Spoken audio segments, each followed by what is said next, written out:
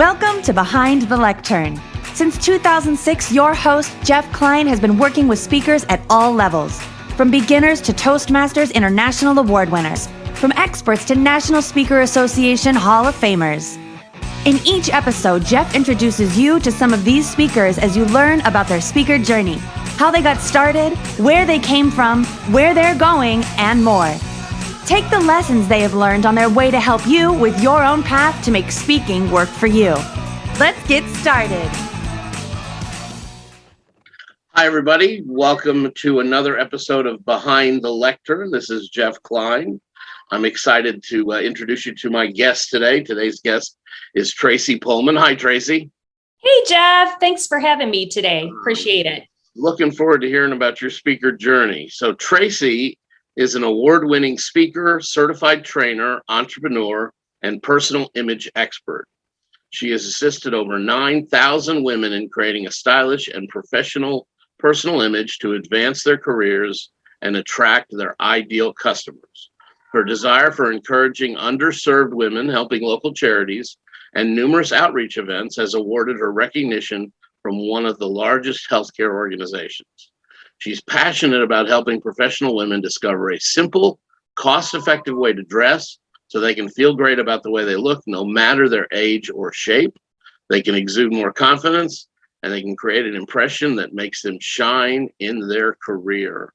That's pretty good stuff, Tracy. Oh, thanks, Jeff. So how did you find your way to the image job as opposed to being that friend that people help or that help their friends?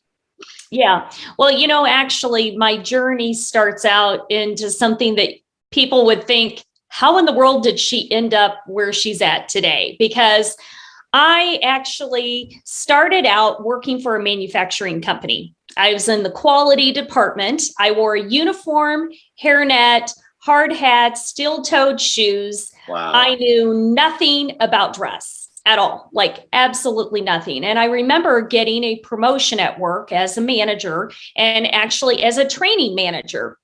And I got to wear normal clothes and I had absolutely no clue how to dress. Like it seemed like everybody knew that formula on how to create a killer look. And I was missing many of the ingredients. And so it started this whole journey of trying to figure out how to dress. I mean, like I had no clue. So if anyone's out there and they're like, I just have no clue how to even begin, believe you me, I've been in your shoes. And so then over the years, I actually started selling jewelry for a while and started learning how to create that image and how to create that professional image. So that's where I started really learning and honing in. And people started like, wow, like this is so easy when I would explain it. Because I'm the type of person, I got to simplify it. Like I can't make it complicated. So I was able to create like this little formula of how to put it all together with a little bit of rules. And so it's not rocket science, and it really helps people really figure out how to do it. So that's a little bit about me. Yeah. Well, and how did that turn into speaking? Well, basically, as a training manager, I had to many times give speeches. And then I started actually for the company, I started going around to all of our different locations doing training, teaching people how to train, teaching people those speaking skills, like how to get up in front of a group, especially when you're nervous, and little tips like that I was constantly training people on how to do it, because basically for the organization that I worked for, we disqualified everyone from their jobs and they had to re-qualify. So I helped people come up with the skill sets that were needed, decided how are we going to, like transfer those skills over to those people. And so many times it was teaching people how to present, do training classes, do all kinds of things like that. And then it kind of led into that whole speaking when I was doing the jewelry business and speaking in front of groups of 10 people or groups of thousands of people. So, yeah. Well, and the you were teaching presentation skills, where did that content come from? Was that the company provided it, or did they send you to Carnegie or Ziegler or something like that? Actually, I attended a bunch of training classes that taught me, like I became a certified trainer. Mm-hmm. And so a lot of times I would learn it that way. But then, you know what I learned a lot from? What's that? People that would actually take the classes that I was teaching, and they would teach their tips. I'll never forget this one woman. She was like, every time, and she was a dynamic speaker. Let me just tell you that. And every time she would get up, she would do this thing with her hand. She would put her little thumb with her index finger, and she would sometimes do both hands, and she would kind of hold it behind her back. Yeah. And it's some type of physiological thing that just gives you that energy when you're nervous. And so, like, I would teach things like that because other people would share it. And I was like, oh, this is dynamic. And I've done it many times myself and have been shocked at how well it does work when I do it. So did you know that one? No, I don't know. So that's show me again. Yeah. So it's just the pressure there. Yes, exactly. Energize. And so, and you can hold it behind your, like, kind of behind your back when you start. And many times people need that just to kind of get going, especially when you're nervous. Yeah. So there's some type of physiological thing that is involved with that. So I picked up a lot of different tips just talking to dynamic speakers as well. Yeah, sure. Yeah. Well, and that's, excuse me, that's the whole teach, it's easier to learn from your mistake, easier to learn from somebody else's mistakes, or rather it's less painful to learn from somebody else's mistakes. Exactly. You don't have to get the bruises that they've gotten.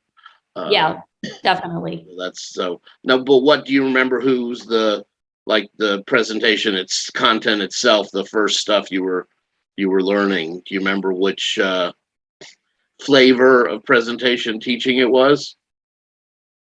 As far as I'm just more curious. You know what? It has been 22 years. I cannot it probably has been more like 23 years or so. Okay. Since then. Yeah, But I never took any of those courses. That's why I'm more curious, because I know Ziegler offers a certification for presentations, and Dale Carnegie, that was the only place to go back in the day, was to Dale Carnegie, and of course Toastmasters, but that's not as I don't know, formal is not the right word, but you know what I mean. It's a different approach.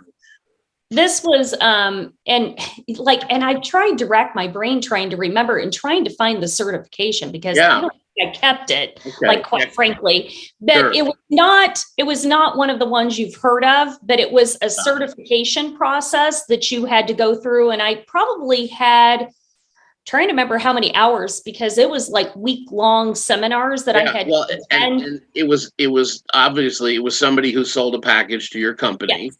Exactly. And then it was, William J. Putty Fat. Yes. Presentations, Inc. or whatever. Exactly. And it was teaching people how people learned, all the different ways that people learn. Some people are visual, some people need hands-on. So it was a lot of that as well.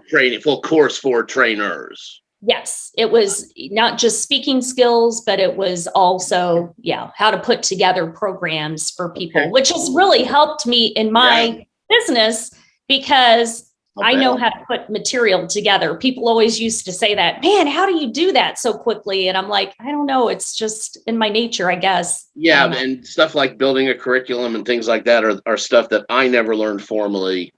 But I picked up along the way, because I work, working with other people, and by being the student, I learned, a lot of that kind of stuff as well. So yes, definitely. Some of it's on the job, and some of it's. Oh yeah, I think more of what we do is probably on the job, right? I mean, the book training, like if you think about like even the skills that you learned in school, until you actually get out there and you're experiencing it, that's when you truly learn how to do something. So for me, that has been crucial. So on the job training, the school of hard knocks, right?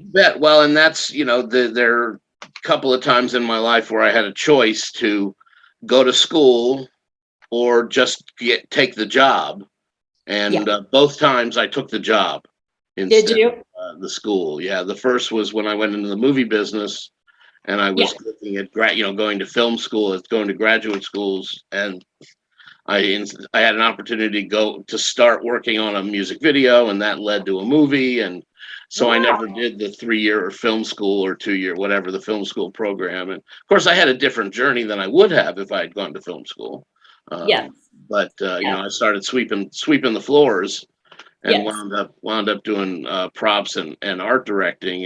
And if I'd gone to film school, I probably I would have gone the producer, director, writer, that whole route. But I had a good time, so no regrets there. That's great. Yeah, and the other time was when I started my ad agency. I was choosing whether I wanted to get my MBA and be an employee for the rest of my life, or be a self-employed guy for the rest of my life, and I chose the self-employed, and here we are. About 15 yes, that's great. I know it. No regrets here either. So I've been an entrepreneur for I think this year's going on 22 years, and I can imagine working for anybody at this point in time in my life. No way. I went from college to self-employed in the movie business, which is subcontractor work. Yeah. And working retail part-time to make things, to pay the bills. Yes. And then I was an employee for about 5 years. Yeah. And then since 2001, it's been all on me to bring home the kibble, as it were. Yes, that's wonderful. That's great. And a lot of folks like you came out of corporate and then went into entrepreneurship, which is and there's a lot of that happening nowadays, isn't there? Oh, there sure is. I think, people are getting a feel for the way the world is going and how companies are treating them, and they're deciding they want a different life. And that's wonderful, Yeah. And you and I aren't going to be replaced by a robot. Exactly. Because of what we do. Yes. So, talk to me a little bit about some of the nonprofit work you've been doing. I love hearing about how people give back, and I know there's some organizations helping women. Yes. That stuff. You know what? I used to partner with a hospital all the time. Right now, it's been a little bit challenging, but just for underprivileged women in the community, and we would do all kinds of different fundraisers and different things like that. So love being able to give back. I was actually just looking at it the other day because someone had mentioned Dress for Success. And so I was looking at where is the local one here. Yeah. They're either 2 hours or an hour away. And I'm like, how can I get involved with that? Because really helping women figure out how to put together that look for whatever their brand is that they're trying to accomplish. It helps so much in everything that we do, because many times if we don't get that image right, sometimes people think, well, does it really matter? But it does, because it is a first impression.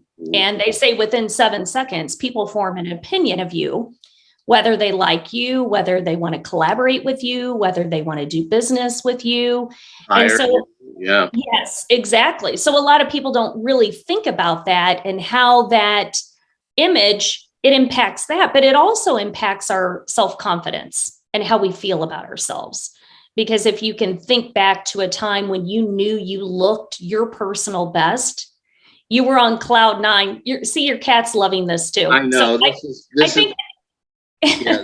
This is Zis. She's just over 1 year old, and she just, when the screen moves, it means she's rubbing her face against it. So sorry. Well, it's okay. I think she's wanting to work on her appearance too. So maybe you need a little cat dress or something for her. Yeah, I can imagine the scars I'll get putting that on her. Exactly. Yeah, cats don't like to be dressed up. Dogs maybe, but not cats. Yeah. And then the older one's 18, and he's running around here somewhere too. So Oh, that's fun. That's fun. I'm an animal lover, so love animals. But yeah, those things really helping women be able to gain that confidence that they need, because it really does help. And it also helps in productivity. A lot of times people don't realize that it helps in your focus when you're in character. Like, today, could I be in my pajama pants when I'm talking to you? Yes, I could. But I know I've got pants on, I've got heels on, I've got the whole 9 yards, because I know when I dress that way, it puts me into character of a successful businesswoman. So I think a lot of times people don't think about that having that much of an impact. So love to be able to share that with others, that especially new people that are, these young adults, these young women. I've done a lot like with the schools and different things like that around here, knowing that I would not get anything in return, just to try to help them in dressing, because I think especially our younger youth, they don't think about the way they dress that much. Yeah. Well, then part of it is because they don't expect to be seen. Yes. Which is, nowadays. But well, and some things we do, Tracy, because we want to make the world a better place. Yes, definitely. It doesn't have to be yes. An immediate reward or a reward, a cognitive reward at all, right? Or yes, exactly. Yeah. So that's sure. So tell us how you're helping. Excuse me. Talk to us about how you help your clients right now, the folks that pay you so you can afford to help the people who can't. Yes. Well, mainly I help speakers figure out kind of what to wear.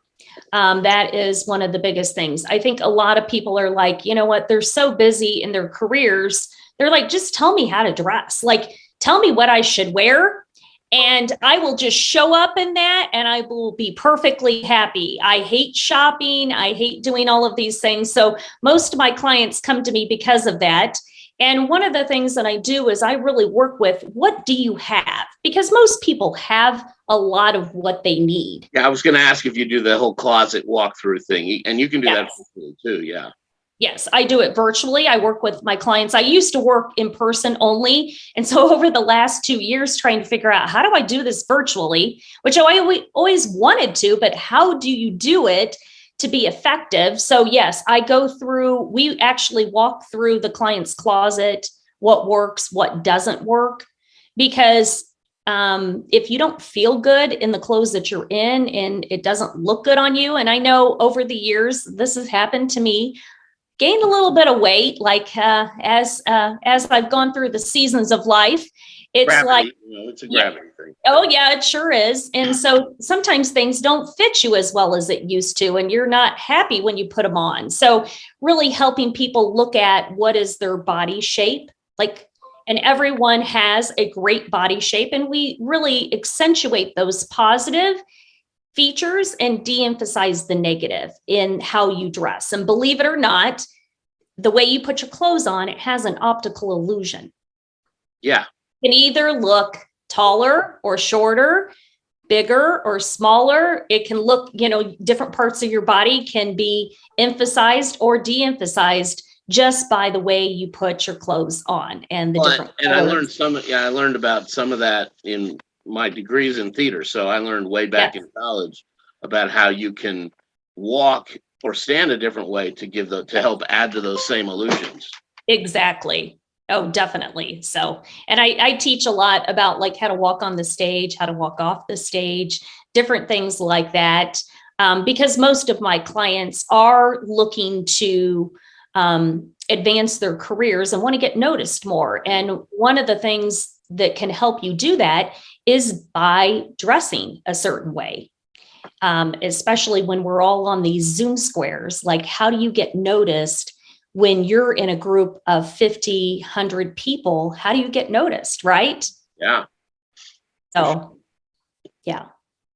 And yeah, I mean, that's something we spend a lot of time on now, is that because virtual speaking is different than speaking in person. Yes. And you've got to spend time looking at the little dot, the little light, Yep. So you simulate eye contact by looking at the dot, looking at the light, because that's the camera.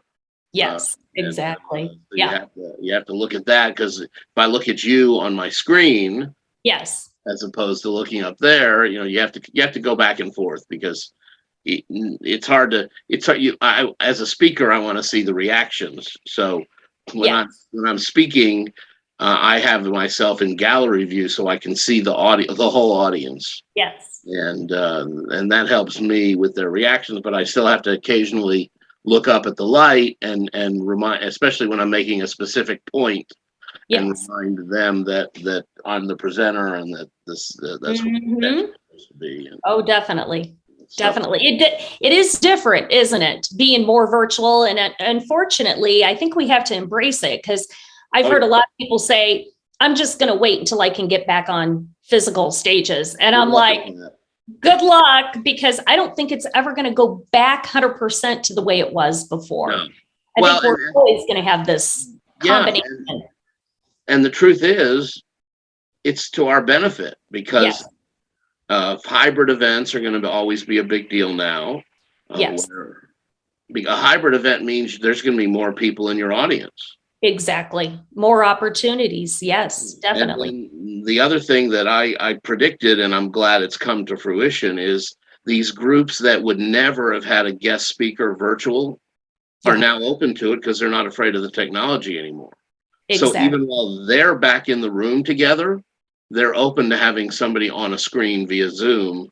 So I'm able to book a client who lives in, Seattle, to a group in Florida, because they're okay, and like I said, they're not afraid. Yes, exactly. Yes, definitely. I know it. I've actually been able to refer a lot of people that I've met in the global space for local, people are like looking for local, like a speaker on this or that. And I'm like, oh, I have someone, but she's in Singapore, but she can go on Zoom, because we still have members of our group that are on Zoom. So it's just a wonderful thing, and a wonderful opportunity for speakers to be able to go pretty much wherever they would like to. And my business is now officially international, because I have clients who live outside of the U.S. Yes. So far, it's just as far as Canada so far, but I have higher aspirations. Yes. Oh, and you'll get there, Jeff. I know you will. I'm absolutely I know you will. confident of that. So yes, wonderful. Very good. Yeah. And of course, our website, speakercoop.com, is now international as well because of that. We've got speakers on there, which means the people looking for speakers gets broader. And and the whole, again, there are ups and downs. There are pros and cons about this whole COVID thing. For our business, in the beginning, there was, we took a big hit because everybody just canceled events. Or kept postponing until they never happened. But like you said, I mean, the person who thinks they can wait it out, good luck. Yes, exactly. Because the world has changed, and we have to embrace the technology and embrace, how do we do business virtually? Like, I mean, we have to figure it out. So, and the beauty of it is many of us have figured out how to do it. Right. So that's the beauty. So, yeah. And I don't know, I was meeting with clients virtually before that, but I wasn't meeting with prospects virtually, and I wasn't doing, all the training and all that stuff virtually. But now it's, I have one day a week when I leave my office and go do in-person networking here in Dallas. And that's what I've been in for 7-8 years. And we did virtual at first, with COVID, we stuck together virtually, and then we did hybrid meetings for 6 months. Where we had people in the room and people at home, and just following the trends. Definitely. And one of our new members here at Speaker Co-op is Chen, who's the engaging virtual meetings guy, and he helps groups make their virtual experience better. And I think there has been a learning curve with that. I know I've offered some advice when I was virtual one time in a group that we were doing a hybrid, and it was like, wait a minute, this is not really good when you're on the virtual side. Yeah. Because I was in the meeting one time and then I was out of town and had to go virtual. And I'm like, wait a minute, we need to restructure this, because it's really, when you're not in the room, you feel like you're out of it. And so we have to somehow like really think about how we are interacting, how like the camera. Yeah, absolutely. And one quick tip for that is to have two machines in the room. Yeah. One machine that's got the speaker on it. Yeah. Then another machine that's attending the event, but pointed at the audience so the speaker can see the audience. That's a great idea. That's a great idea. That was how we managed to make the networking meetings more successful. That's a great idea. And everybody who was in the room would come up to the audience laptop to do their introduction. Yes. And that way the everybody in virtual could, see them right there instead of across the room this big. Yes. So if you can, and it could just be a telephone. If you just get a telephone on a tripod to point at the room, and then, obviously sign into the Zoom meeting, that will help your speaker and your people who are at home feel like they're more in the room. Now, I love that. I'm going to incorporate that into one of the meetings that I attend. I'm going to mention that because I think that would be a great idea for us to. Yeah. Now, don't make the mistake of using the person whose phone is the one that everybody does their sign-ins or pays for their event or any of that. That happens sometimes. Now, I have what I think is a Tracy question. Okay. I was in a Zoom the other day, and they're with some people that I'm regularly on Zoom with. Yes. They need help with how they look on Zoom. And this is more about lighting than clothing. Yeah. And how would you how do I tell them that in a helpful way, not in a, criticizing way? Yeah. Well, why don't you think about doing some type of training on how to like maybe get noticed more on Zoom? Well, we've done some of those. We've done some of those, but I don't know that getting them to make an appointment to come to a training or any of that stuff will actually happen. Well, why don't you do some quick tips at the beginning? Like make sure your lighting is good. Well, I'm not running the meeting. That's the problem. Oh, okay. Yeah. So what's happening is we have one person who is kind of sitting in the dark. Yes. And the other person who is all face. Yes. And the background is a bad what do you call it, like a green screen kind of thing. Yes, that you're like, and all she really has to do probably is sit back. Yes. And the other gal, all she needs to do is get a lamp or a ring light, and that'll solve it. But I care about how they look, but I don't know them very well, so that's why I don't know if you have any ideas there besides scheduling a training to try to get them to show up at. You know what I mean? Yes, I know. And that's, it becomes touchy and you never want to offend anyone. It's kind of like in my business too. One of the things that is hard is like, how do you tell someone they look like ridiculous? Yeah. Like, especially like I've had some clients where I'm like, send me some pictures of your before. And I look at the before and I'm like, you've got to be kidding me. At times, like, but to see their transformation. So I think you just have to be gentle and build a relationship, I think is really, because I never said at the beginning, like, oh my gosh, your look is atrocious. I mean, I had one girl one time. No, you can't. You don't want to be mean or come across. No, definitely. And I think building a relationship and with that person, maybe doing some one-on-ones with them. Yeah. And then, when they get on, say, hey, do you have a ring light? Because I can hardly see you. Yeah. Maybe that would be a good approach. Or, hey, boy, all I can see is your face, Yeah, well, and because with a client, I can just say, hey, as part of what I provide for you is helping you look your, helping you come across your best. And if Yes. you're going to be the authority, we need to tweak your, Yeah. background or your lighting or your whatever. And When they're a client, they've opted in for my help. Exactly. But I think, hey, could I give you some tips? Like I see a lot of your face. Maybe if you just sit back in your chair a little bit, it will look, more more proportionate to the size of the screen or something like that. Just, I think building a relationship with a person, talking to them, and then maybe mentioning it. Hey, can I give you one tip or whatever? Yeah. Or are you open to, Exactly. Yes, exactly. But I think also we got to be careful. And I see this a lot. I saw this recently is like, sometimes we try to like wear things that are going to make us stand out. And I think you have to be really careful about it, because recently I saw this lady and it was like one of those, it was like around Christmas time. I think it was in December or something. And she was wearing this like wreath, like garland type of wreath, almost like an angel halo. And which is fine. And I know a lot of people, they want to show their like personality and what they wear and everything, and which was fine. But I was so distracted with trying to figure out what the heck she had on her head, first of all, that I wasn't really paying attention to the words that were coming out of her mouth.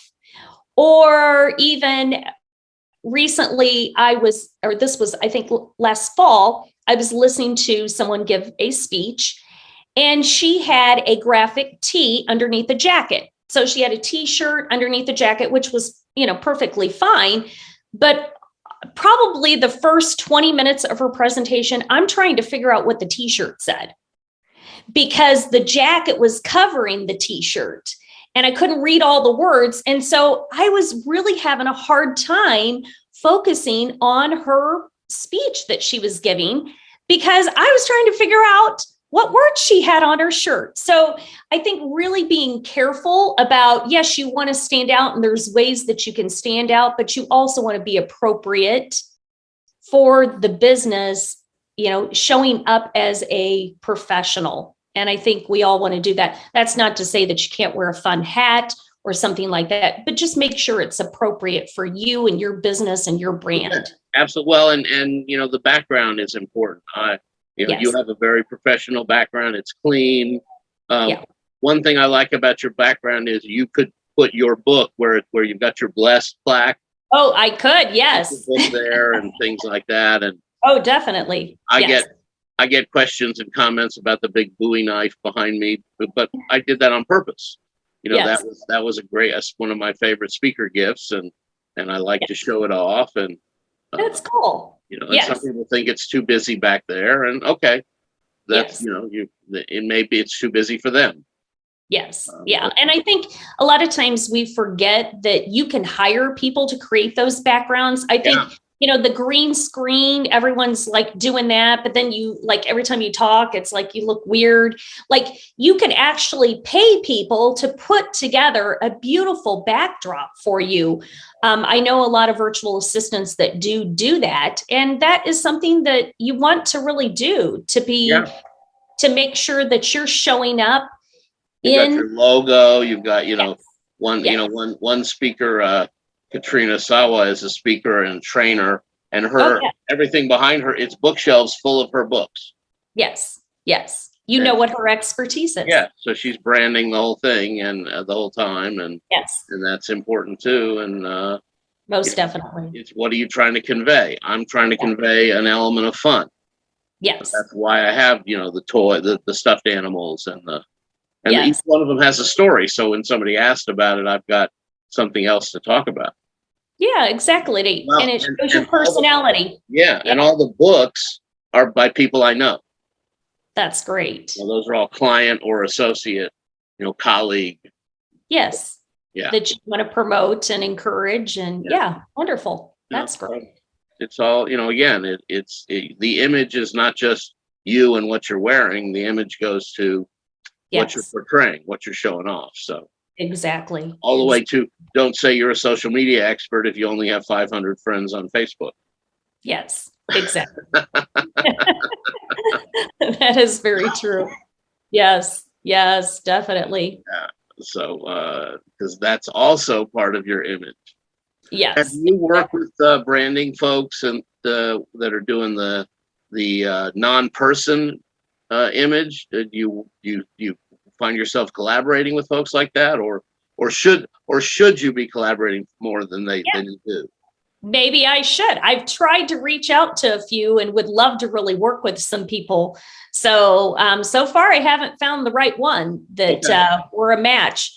So, because I think it is important, part of the whole branding. I work with my clients a lot in what type of a brand do they want to, like, even sometimes people have their business colors. Right. And then when they find out what their color personality is, Oops. it conflicts with the colors of their business, because sometimes we're attracted to certain colors, but then those colors don't necessarily look good on us. But many times there is yeah, I'm sorry. Go ahead. Yeah, there's complementary colors. So, like, if you look at a color wheel, if you like, maybe your branding is one color, but you don't necessarily look good in that color, many times you can go opposite of the wheel and you can choose some of those colors to wear because they're complementary with what your branding colors are. So, I really look at that a lot with my clients because we're talking about what kind of a brand they're trying to like portray, like what type of an image, who is their ideal customers? Because I get many times people dress a certain way, but then they're trying to attract a certain person. And I'm like, wait a minute, do you think that person's going to dress the way you dress? And they're like, no, they're not. And I'm like, okay, then we got to up the game. And that doesn't mean you have to dress exactly like them, but you need to dress enough to where you're going to look similar to them, because people like to do business with people that they like, know, and trust, and people that are similar to them, right? Yeah, and that's, I mean, that's huge. And because with speakers, we are our brand. Yes, you are. Mm-hmm. You know, and I'm fully aware that I'm my brand, and that certain colors, well, there are colors that mean stuff on paper that mean something different when it's what you're wearing. Yes, exactly. You know? And a lot of times people choose black. Yes, I know. Black is easy. Yeah. But unfortunately, especially with women, most women do not look good in black. Like, black is not one of those colors. When I do color personalities with people, black is not the color they should be wearing. Well, and it's actually not a color. But that's a different conversation, right? Yes, definitely. Well, and I came out of the film business and everybody wore black. Yes. But you're supposed to wear black on set so that you can blend in if you accidentally get caught on camera. Exactly. When you go to the wrap party, you should not also wear black. Yes. When you want to look good, you should look good and find a color that, colors that work. And most people, when they figure out, that's probably the big aha, is figuring out what colors look good on them, and they start wearing it. And people are like, hey, have you lost weight? Boy, you look great. You look so young. Well, it's because when you're wearing the right colors, it brings out the natural undertones in your skin, and you look better. Like, you look so much better when you figure that out. And that's probably one of the biggest aha moments for people, is they kind of stick to they're used to black because black's easy. They're like, I have a whole closet full of black and gray. I talked to one person recently. Yeah. And I'm like, it's thinning and it's really not so much, but yeah, I mean, there is elements. I mean, black definitely, darker colors definitely make you look slimmer. And I have a little guide on how to look 10 to 20 pounds slimmer that a lot of people absolutely love. So if anyone's interested, reach out and I'd be more than happy to send that to you, because it does help, but it's not all about wearing black. Yeah. It's wearing some other colors too. That's good. Yeah. Yep. Well, and I used to be an earth toned guy. And I want to make sure I get that link from you to share with the recording. Okay. And then I actually worked with an image consultant, and it turns out that bright colors. I look good in bright colors, and Yeah. I'm wearing a blue now, but I'm able to wear all the blues, which is nice. But like the aqua is the best. The really bright blue. Okay.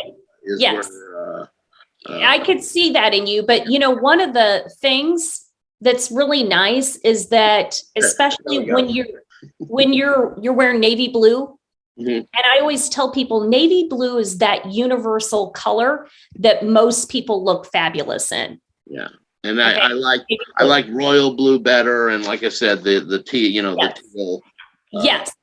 That, and I think I've seen you in that color, and I think it looks very nice when you're in that color. And so for a long time, I was known for wearing purple. Okay. Yes. And we had, we made sure that it was on the business card. The shirt on my business card is I'm in purple, and purple is one of my logo colors, and things like that. And I'm all five, and now I went from 3 colors to 5 colors in my logo, but all 5 colors are colors I can get away with wearing. Okay. Yes. Yes. And I think it's important for everybody to do that. Unfortunately, I don't work with men. That's okay. I appreciate that. Yes. Then people get mad at me when they're like, why don't you work with men? And I said, well, you've got to realize when I first started working in this space, I was in people's closets and in people's bedrooms. Yeah. And so I really didn't want to be in a man's bedroom, like I had decided I was just going to work with women only. And plus, I'm sorry to say, Jeff, but women are a lot more fun. We have a lot more clothing options, fun things that we can do with clothes. Unfortunately, men don't have as much. Yeah, no, I need 1 suit, 2 sport coats, 3 pairs of slacks, and a half a dozen shirts. Yes, and then I'm done. Yeah, exactly. And I'm done for 5 years. I'm not just done for till next year or next. But I always tell people, kind of look at sometimes updating just a little. Oh, sure. Because it really, when you do that, because I face a lot of people that have had clothes for the past 10 years, and they're like, I haven't bought anything really in 10 years because I'm trying to lose weight. And I haven't lost the weight yet. And I'm like, okay, let's dress for where you are now to make you feel good. Yeah. Because I think it's really important when you feel great about yourself, it helps you do well. Right. You bet. You bet. And and I am surprised you haven't had any women say, let's do my husband now. Yeah, no, because they want themselves done.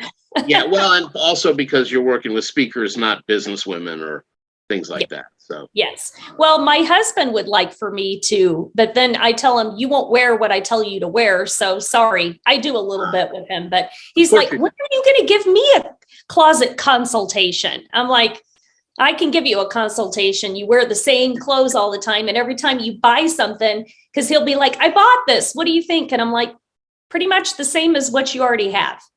And so occasionally I can get him to, like, if we're out and about and we see something, I'm like, wear this. And he goes, I don't know. The colors are, and I'm like, it's because it's something different. And I'm like, wear it. You owe it to him to buy him a couple shirts next birthday or whatever, or Valentine's Day or something that. But then he says he likes them and doesn't wear them though, Jeff. But the deal is he has to wear it if you're going to buy it for him. That's true. Yes. So how do people you put to book a freestyle consultation, tracypohlmann.com. Yes. And we'll put that in the show notes, of course. Yes. I learned and my name is weird, so you've got to make sure that you spell my name properly. Yeah. Yeah, and if they're watching the video, it's on the screen right now, but I'll spell it for the audio. Tracy is Tracy. Pohlmann is Pohlmann, and I'll spell it all together now.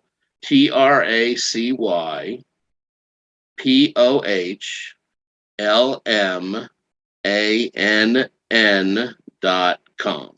Yep.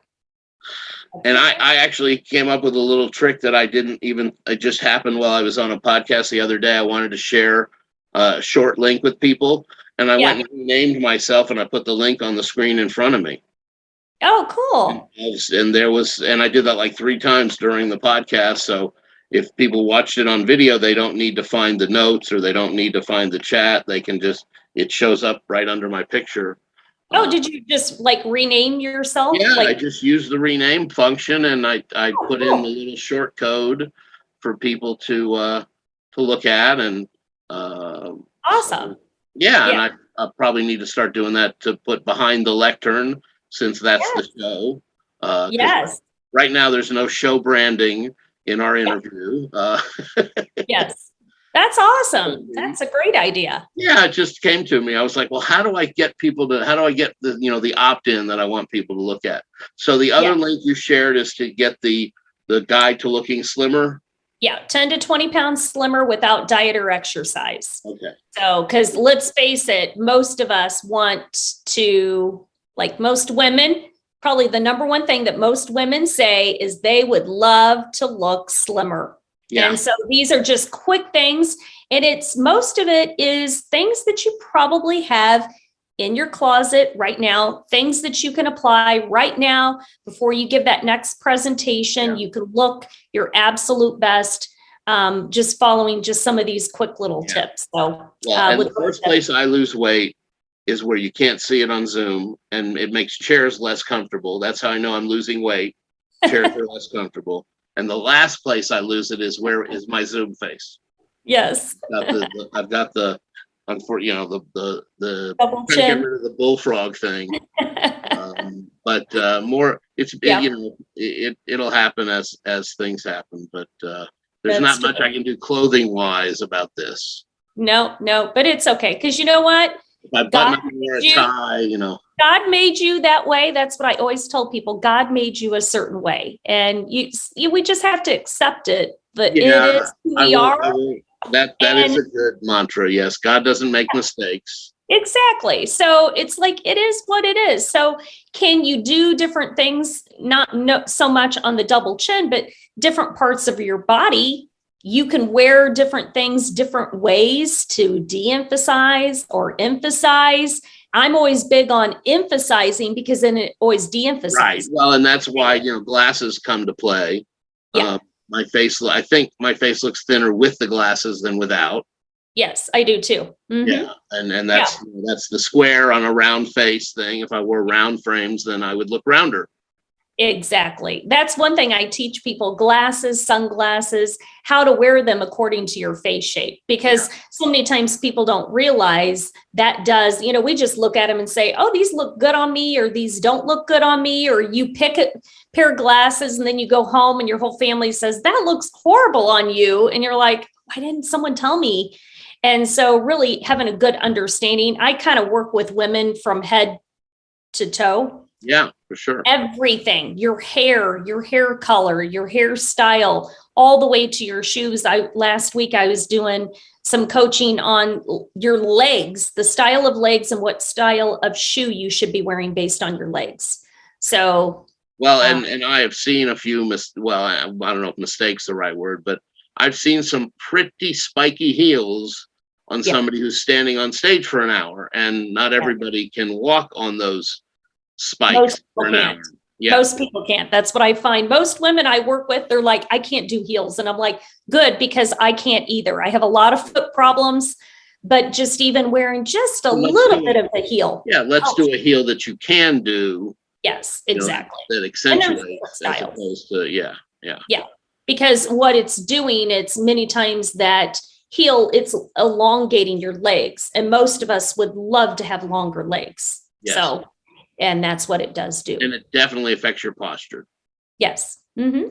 And that's important. Yeah, for sure. Yes. So, and how you're presenting yourself and how you're coming across to the audience. Yeah. Well, and here's another, speaking virtually tip.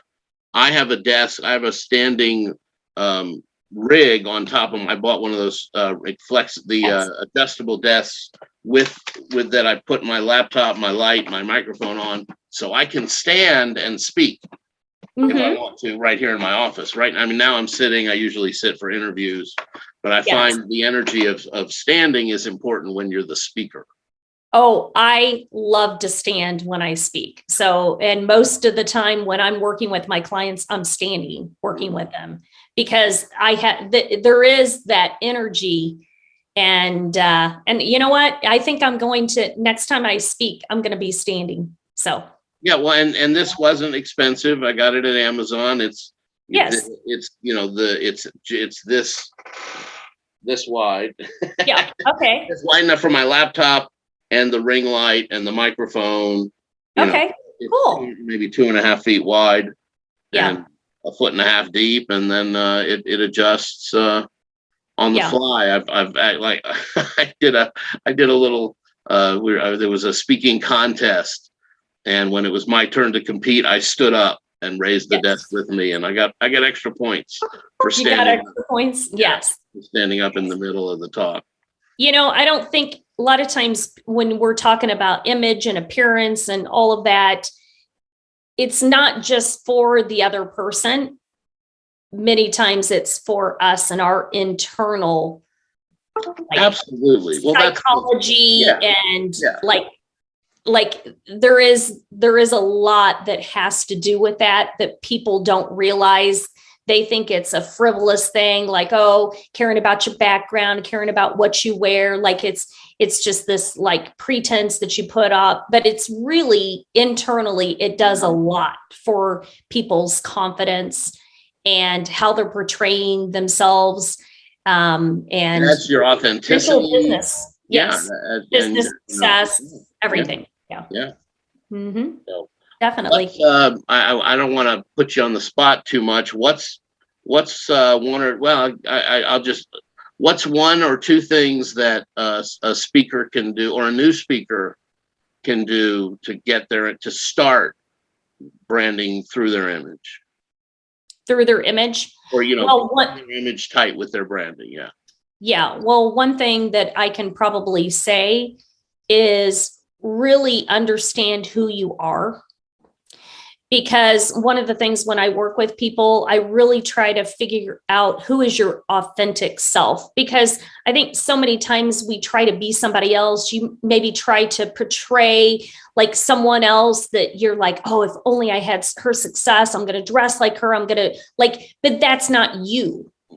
And so really understanding that, and because I think it's going to really help you develop into who you need to be, your true authentic self. Yeah. And so I get people sometimes that say, well, I don't know if I want to work with you because I don't know if the way you dress is me. And I'm like, well, I'm not going to teach you how to dress like me, because this is me. This is who I am. We're going to come up with who you are. And so I think that would be my tip, is just to be yourself. You can be yourself no matter because I get many times people say, I don't have style. And I'm like, yes, you do have style.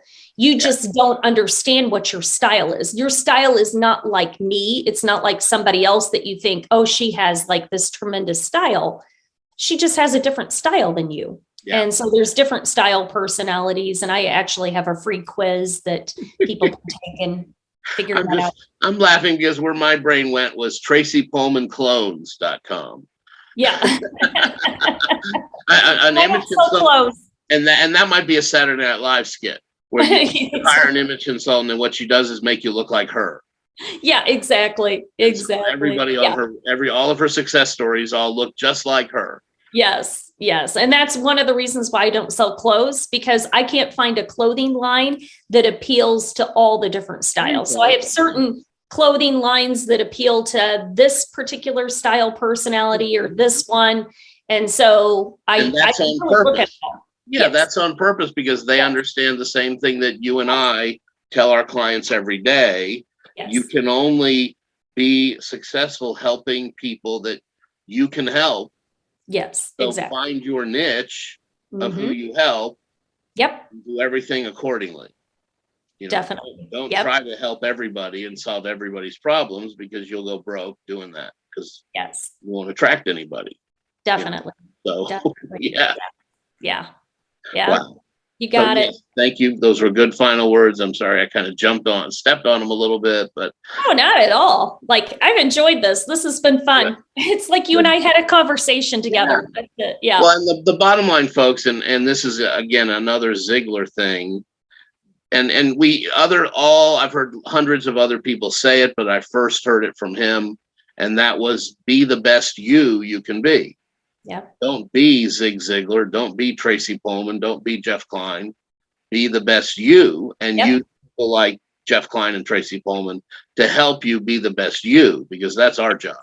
Yes. Our job is not to clone ourselves. No, definitely not. So all right. Now I want to send the idea to somebody at Saturday Night Live. Yeah, that'd be fun. Hey, maybe I should do a fun little skit on that. Yeah. But be careful, because people might think they go, well, I don't want to hire her because she just makes me look like her. It's great. Yeah. People miss the satire button sometimes. Yes, exactly. All right. So tracypohlmann.com. Yep. And the link for the guide to looking slimmer without losing weight is available, and we'll have that link for you as well. Yep. And thanks for everybody for tuning in to Behind the Lectern, and we will see you, hear you, talk to you next time. Okay, great. Thank you, Jeff. Appreciate it. You are so welcome, Tracy. Thank you.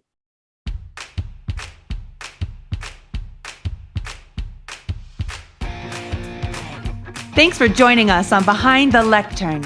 You can find an archive of our episodes at behindthelectern.com. You can also access useful speaking information at speakercoop.com/education. Join us next time for another great speaker journey with an expert and our host, Jeff Klein. We'll catch you next time.